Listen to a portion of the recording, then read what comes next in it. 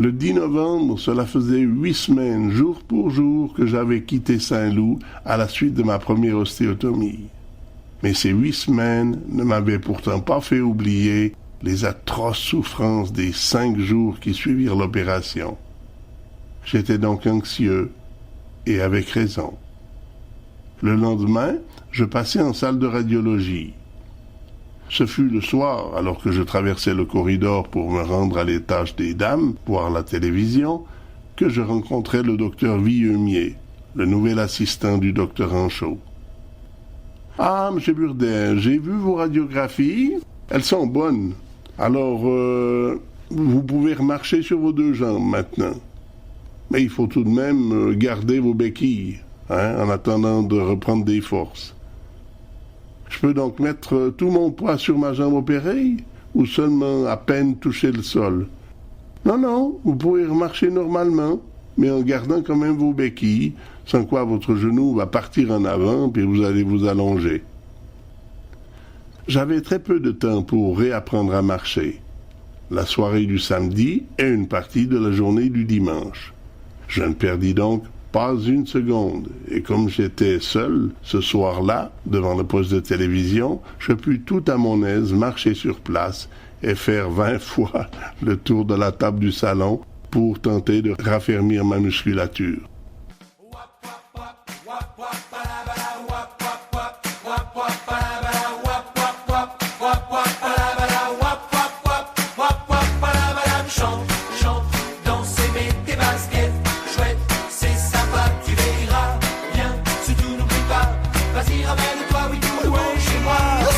C'est la boum dans le living room. Les parents sont partis, faut que tu téléphones. Oh, ah, bable, bable, bam, boum. Surtout fais gaffe de n'oublier personne. Hey! Chante, danse et mets tes baskets. Chouette, c'est sympa, tu verras. Viens, surtout n'oublie pas. Vas-y, ramène-toi, oui, tout le monde chez moi. Je voudrais nous voir danser tous comme des fous. Que la musique réveille tout ce qui est en nous. Sylvia, Patricia et Barbara. J'aimerais que ce soir vous soyez toutes là, ouais. Chante, danse et mets tes baskets. Chouette, c'est sympa, tu verras. Viens, surtout n'oublie pas. Vas-y, ramène-toi, oui, tout le monde chez moi. Wap, wap, wap, wap, wap, palabala, wap, wap, wap, wap, wap, palabala, wap, wap, wap, wap, wap, palabala, wap, wap, wap, wap, wap, palabala. Il n'y aura pas d'excuse valable. Tous les absents seront coupables. Vous connaissez la route qui mène chez moi. Surtout n'oubliez pas, non, n'oubliez pas, ouais. Chante, danse et mets tes baskets. Chouette, c'est sympa, tu verras. Viens, surtout n'oublie pas. Vas-y, ramène-toi, oui, tout le monde chez moi. Nous ferons ce soir tout ce qui nous plaît. Peut-être boirons-nous autre chose que du lait. Marions-nous ce soir, oui, jusqu'au lendemain. Venez, faut qu'on se marre jusqu'au petit matin, ouais. Chante, danse et mets tes baskets. Chouette, c'est sympa, tu verras. Viens, surtout n'oublie pas. Vas-y, ramène-toi, oui, tout le monde chez moi. Chante, danse et mets tes baskets. Chouette, c'est sympa, tu verras. Viens, surtout n'oublie pas. Vas-y, ramène-toi, oui, tout le monde chez moi. Chante, danse et mets tes baskets. Chouette, c'est sympa, tu verras. Viens, surtout n'oublie pas. Vas-y, ramène-toi, oui, tout le monde chez moi. Wap, wap, wap, wap, wap, palabala, wap, wap, wap, wap, wap, palabala, wap, wap, wap, wap, wap, palabala, wap, wap, wap, wap, wap, palabala, wap, wap, wap, wap, wap, palabala, wap, wap, wap, wap, wap, palabala, wap, wap, wap, wap, wap, palabala,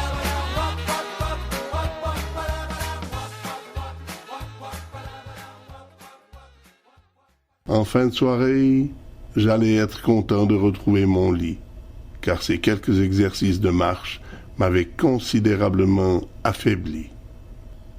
Dans la journée du dimanche, je fus très limité pour pouvoir entraîner ma résistance. En début d'après-midi, mes parents me rendirent visite. Aux alentours de 16 heures, le corps médical débuta les préparatifs en vue de mon opération du lendemain matin. Tout d'abord, pour être sûr de ne pas avoir à me vider les intestins dès mon réveil, on me fit l'habituel lavement préparatoire. Ensuite, tout alla assez vite.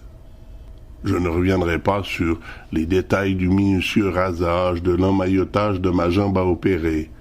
Mais après cela, je n'eus plus tellement de loisir de me déplacer, si ce n'était que pour me rendre aux toilettes. En soirée, j'eus droit au somnifère qui avait pour but de me décontracter. Et il y parvint merveilleusement bien. Le lundi 13 novembre, à 8 heures du matin, j'étais en salle d'opération. Et 3 heures plus tard, je regagnais ma chambre, après avoir préalablement passé quelques instants en salle de réveil. À noter qu'à chaque fois que je sortais d'une anesthésie, en salle de réveil, j'avais une soif intense. À chaque fois, je demandais à boire, et à chaque fois, ma demande était refusée. Ce ne fut qu'une fois arrivé dans ma chambre que l'on me permit de boire. Et après cela, je dormis pratiquement toute la journée d'un léger sommeil encore artificiel. Cette semi-conscience dans laquelle je me trouvais me contrariait. En effet, je m'étais promis qu'aussitôt réveillé, j'allais me raser la moustache. Cette moustache que je portais depuis le mois de juin. Je me souviens encore que c'était uniquement par frustration que je m'étais laissé pousser une moustache, alors que rien ne marchait pour moi, qu'aucun médecin ne trouvait de remède à mes souffrances. J'avais décidé, puisque ma destinée me condamnait à boiter comme un petit vieux, de jouer le petit vieux sous toutes ses formes, c'est-à-dire ne plus me raser, ni la barbe, ni la moustache. Par la suite, ayant attrapé de gros boutons dans la barbe, j'avais été forcé de la supprimer. Par contre, comme la moustache ne me causait aucun problème, je m'étais décidé à la conserver jusqu'au jour où mes problèmes seraient solutionnés. Aussi, je m'étais programmé pour que le jour même de ma seconde opération, je me raserais la moustache en guise de victoire. Fini les souffrances, au diable les béquilles et la moustache du petit vieux, puisque pour moi allait commencer une nouvelle vie. Mais hélas, l'état dans lequel je me trouvais neutralisait en moi toute force et toute volonté. Ce ne fut donc que le lendemain, une fois que j'eus à nouveau tous mes sens, que je supprimai ma moustache. Comme je l'avais craint suite à l'expérience de la première opération, de nouvelles douleurs dans le bas-ventre commencèrent. Pourtant, cette fois-là, leur intensité fut moindre. J'étais tout de même furieux, car j'avais prévenu l'anesthésiste le jour précédent en lui demandant de prendre toutes les précautions nécessaires pour éviter ce problème. Et ça recommence. Eh merde! À quoi ça sert de les prévenir? Ils s'en foutent complètement. Faites attention, allez-y mollo avec la dose. Zéro. Je vais à nouveau vivre un calvaire pendant 5 jours. Mais alors, si le personnel de l'étage remet ça avec leur docteur péritonite, ils ont intérêt à rien me laisser sous la main. Même pas la table de nuit, parce qu'ils vont la prendre par la tête. Oh, j'étais hors de moi. Que cela m'arrive une première fois, je comprenais très bien. Mais 2 fois la même erreur, à 2 mois d'intervalle, c'était trop. Mon opinion était forgée et pour moi il était évident que l'anesthésiste de l'hôpital Saint-Loup était incompétent. Heureusement, cette fois-là, le personnel se montra très compréhensif et n'usa pas d'humour noir avec le patient de la chambre 2. Mes douleurs prirent fin la journée du vendredi 17 novembre. Le même jour, le docteur Anchaud me retirait définitivement les drains de ma cicatrice. Bilan, j'avais gagné 1 jour par rapport à ma première ostéotomie. 1 jour de douleur intestinale de moins. Et mieux encore, je n'avais pas eu besoin de sonde cette fois-là pour me mettre à uriner. Et mon drain m'avait aussi été retiré 1 jour plus tôt. Ouais, incontestablement, il y a amélioration. C'est encore pas ça, mais c'est déjà mieux. Avec un peu de chance, quand ils m'enlèveront les pièces de métal, ils sauront peut-être enfin comment s'y prendre. En tout cas, faut espérer. Le lendemain, c'était le 18 novembre 1978. Je fêtais mes 23 ans. Bien que je ne sois pas à la maison, je reçus tout de même de nombreux cadeaux. Le plus attractif d'entre eux fut sans doute cet énorme réveil que Viviane me fit parvenir par la poste. Attractif pour moi, mais également pour les médecins et les infirmières. Un soir où le docteur en chauffe faisait sa visite hebdomadaire, il repéra sur la cheminée de ma chambre mon gros réveil qui servait de pendule pour toute la chambre. Après l'avoir remonté, tourné et retourné dans ses mains, il le reposa comme il l'avait pris. Mais entre-temps, ce farceur avait déclenché l'arrêt de la sonnerie. Et aux environs de 2 ou 3 heures du matin, avant que la garde de nuit ait pu l'arrêter, sa sonnerie avait réveillé tout l'étage. Les copains de la chambrée ne m'en voulurent guère, car ils savaient comme moi qui était l'auteur de cet attentat au calme nocturne. Le lendemain, tout était oublié et la vie avait repris son cours. Dès le matin, comme si c'était un privilège, j'avais droit à la traditionnelle injection dans l'abdomen réservée aux patients contraints au lit strict. Et dans la soirée, on remettait ça. La vie ne fut pas très attrayante jusqu'au mercredi 22 novembre. Mais ce jour-là, j'allais devoir faire mes premiers pas en tricycle. Oh, que de fois ai-je redouté ce moment. Depuis le 18 août, mis à part le jour précédant mon opération, je n'avais pas reposé mon pied gauche sur le sol. Et voilà que, le 22 novembre, on allait me demander non seulement de remarcher, mais de mettre tout le poids de mon corps sur mon fémur gauche. Allait-il tenir le coup et parvenir à supporter tout mon poids? Ce fut la question clé de ce premier lever. Quand pendant 96 jours, vous n'avez pas demandé d'effort à des muscles, ils ont toutes les raisons de se relâcher complètement. Ce fut donc pour cette raison que la physiothérapeute, une Anglaise pourtant fort baraquée, jugea bon de me placer sur un tricycle, avec les bras soutenus. De cette façon, en cas de faiblesse de ma part, elle n'aurait pas eu à me ramasser à terre. Le seul résultat aurait été de terminer ma course contre une porte ou contre le mur du corridor. Ce premier exercice fut donc pénible, surtout pour mes aisselles. Et le matin suivant, je remis ça, mais cette fois-ci en compagnie de mademoiselle Bolomet, l'une des plus sympathiques infirmières de l'étage. Dès le vendredi 24 novembre, je faisais de nets progrès. J'eus droit à 2 balades par jour. Et le dernier jour de novembre, comme j'étais suffisamment robuste, je fus autorisé à reprendre mes béquilles. Le lendemain et tous les jours qui suivirent, j'allais me rendre seul en salle de physiothérapie. Mais comme je n'étais pas encore autorisé à monter les escaliers, c'était avec l'ascenseur que je passais d'un étage à l'autre.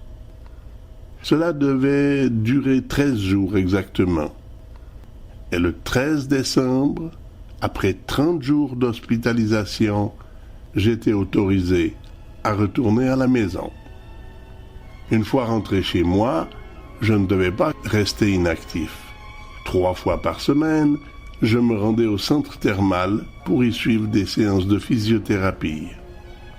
Au total, 20 séances de thérapie aquatique furent nécessaires pour me remettre en condition. Je dois reconnaître que je suis considéré très chanceux de pouvoir ainsi bénéficier de soins de physiothérapie dans une température agréable et supportée par de l'eau thermale. Ma convalescence d'unijambiste dura 3 mois, à peu de choses près. En attendant le 6 mars, et malgré l'interdiction du docteur de m'asseoir plus d'1 heure et demie par jour, à raison d'une demi-heure maximum, un événement important allait tout de même m'arriver. 1979. Je m'annonce partant. Qu'allait-il m'arriver en 1979? Allait-elle être une année de renouveau, de chance? Chaque année que l'on commence, c'est effectivement l'espoir que l'on formule dans nos têtes. Et inutile de dire que cette année-là, c'était aussi la mienne. les plaisirs que je croyais à jamais perdus, que le destin semblait à jamais vouloir me faire oublier, allais-je enfin pouvoir les vivre? Le 10 janvier déjà, je passais pour la seconde fois devant les médecins officiers de la CVS. C'est confiant que je me rendais à cette convocation. En effet, j'avais encore en mémoire avec quelle facilité j'avais pu conserver ma fonction au sein de l'armée lors de ma première consultation en février 1978. Et pourtant, cette année-là, il n'allait pas en être de même. Était-ce mes béquilles qui leur coupèrent les jambes, ou encore cette patte folle repliée en arrière qui n'effleurait même pas le sol? Je crois surtout que leur décision fut prise avant même que je n'arrive dans leur bureau. Ce fut si rapide. Alors, M. Burdet, pour vous, c'est en ordre. Qu'est-ce qui est en ordre? Eh bien, vous êtes exempté de service et libéré de vos obligations militaires. Oh, quelle baffe! Je m'attendais pas à ça.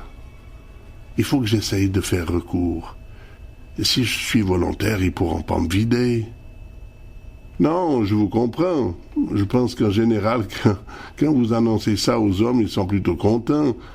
Croyez surtout pas que c'est pour vous contrarier, mais moi, ça m'embête beaucoup. Quand j'ai passé mon recrutement, j'ai demandé pour être dans les cyclistes, car je fais de la compétition. Quand arrive le mois d'octobre et que j'ai terminé ma saison, j'ai fait environ 20 000 km à vélo durant mon année. Le cours de répète arrive en novembre. Inutile de dire que je suis en forme à ce moment-là. De plus, en tant que sous-off, je n'ai pas de charge à transporter. Alors je vous dis franchement, j'aimerais mieux continuer. Vous comprenez, c'est pas des petites opérations que vous avez eues. Et les jambes, c'est assez délicat. Ah, je suis bien d'accord avec vous. Je serais dans l'infanterie ou dans les grenadiers de char, je comprendrais que ce serait trop risqué. Mais je suis dans les cyclistes. Le kilométrage que l'on roule durant tout un cours de répétition, je le fais en un matin dans une course. Et puis j'ai aussi fait 5 mois supplémentaires pour faire une école de sous-off et payer mes galons. Non, ça on comprend. Mais caporal ou pas, on n'ose pas prendre de risques. Et la discussion dura encore un moment, car je savais bien qu'une fois la porte du bureau refermée, je n'aurais plus rien à espérer. Durant la conversation, l'un des officiers me tendit une perche, que je ne ratais pas. J'ai eu exactement les mêmes opérations que vous il y a de cela quelques années. On m'avait fait une ostéotomie à chaque jambe. Et depuis, je n'ai jamais plus de mal. Seulement, il m'a fallu un bon moment pour que je sois de nouveau à 100% de mes capacités. Eh bien, vous voyez, vous êtes très bien placé pour savoir qu'après ces opérations, on est à nouveau à neuf. Mais mon espoir d'un moment tomba très vite. Car, comme l'on dit dans la vie de tous les jours, on peut peut-être traîner un âne jusqu'à l'abreuvoir, mais on ne peut pas le faire boire s'il n'a pas soif. Ainsi, je ressortis des bureaux de la CVS, l'âme en peine. J'allais devoir rendre tout mon matériel et peut-être aussi mon vélo, vu qu'il était encore en parfait état. Je n'aurais plus à l'avenir droit à mes 3 semaines de vacances organisées. Et pour seule consolation, j'aurais désormais des impôts militaires à payer, comme toute personne ayant pu trouver un échappatoire pour éviter de faire son service militaire. Je repris le train en gare de Lausanne et rentra chez moi en me disant, comme je l'avais entendu à plusieurs reprises, « Exercice pas réussi ». Mais cette fois-ci, il n'était pas question de le recommencer. Pour le canton de Vaud, le mercredi 24 janvier n'est pas un jour comme les autres. Ce jour-là, le peuple vaudois fête sa libération de l'emprise bernoise. Pour moi, ce 24 janvier allait également être un jour pas comme les autres.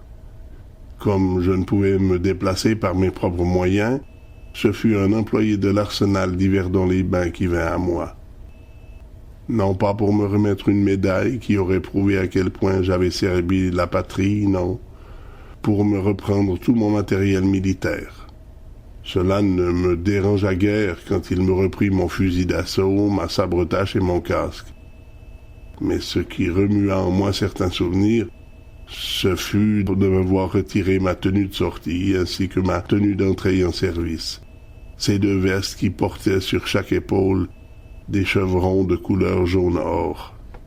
Désormais, je n'étais plus le caporal Burdet, de la première compagnie cycliste du bataillon 1. Ce jour-là, ce fut une partie de ma fierté qu'il me fut arrachée. Il me fallut plusieurs mois pour oublier ce que j'avais été et laisser tomber mon amertume.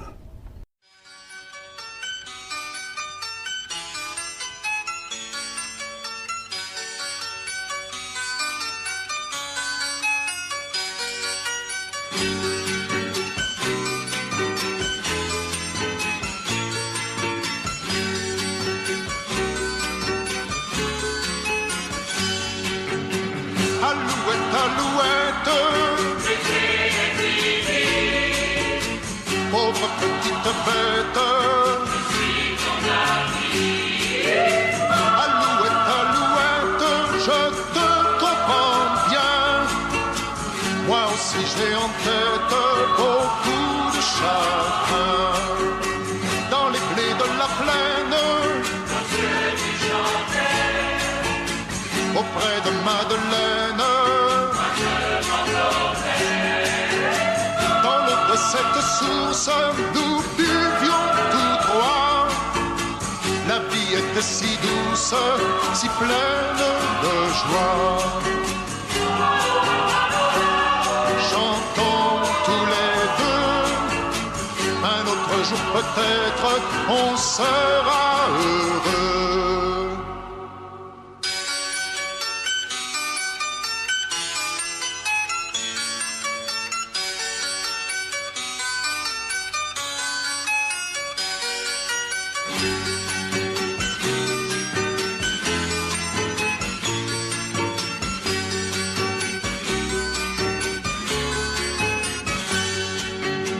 Alouette, alouette,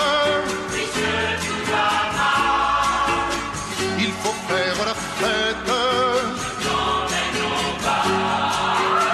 Viens donc sur mon épaule, viens te réchauffer. Tu verras, je suis drôle, je sais bien danser. Et puis si tu t'embêtes, il y aura des noisettes. Alouette, alouette, l'amour et l'été, comme les cigarettes, s'en vont en fumée. Non, ne t'en fais pas, alouette, alouette, l'été